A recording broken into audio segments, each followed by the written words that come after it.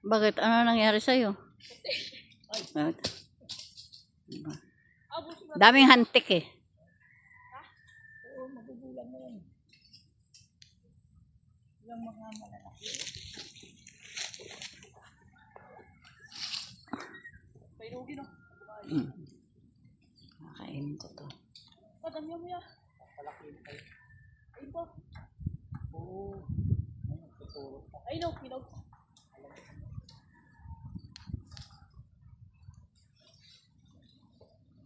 Kanina ikaw nandito. Kumarunong.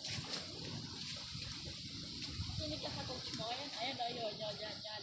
Itatlo. Babatas ulan. Avocado. Yan. Lakbi mo na.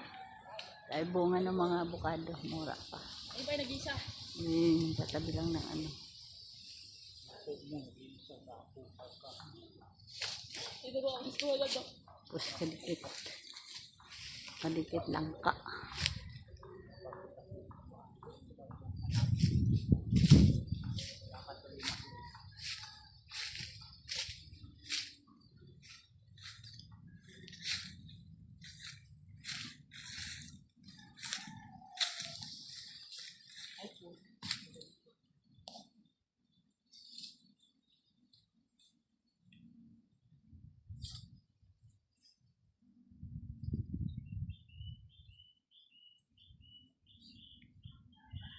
Kita mo naman pag magulang mo. Diba? Ang dami pa.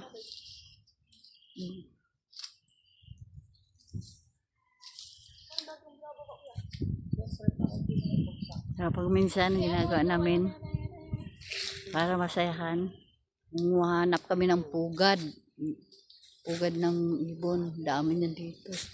Katuwa pag natagpo ng mga nakay, itlog. Yan ang pinakalibangan namin dito sa bundok.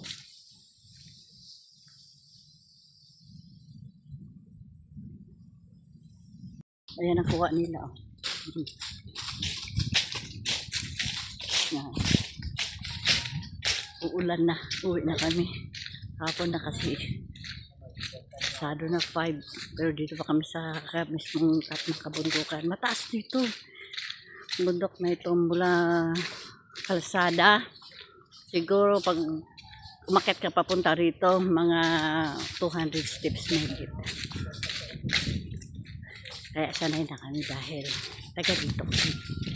Pero dahil nga sa kahit sa muna dito na kami residente, pag umakyat kami, hindi basta-basta diretso ang akyat. Siguro bago ka makarating, may 5-6 na pahinga. Siyempre hugot hininga. Pero saya dito. Yan.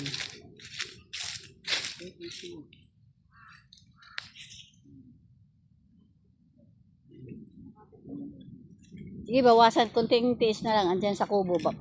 Bawasan natin. Di ba bawasan eh. Sobra-sobra na yung lagyanan. Ay, thank you.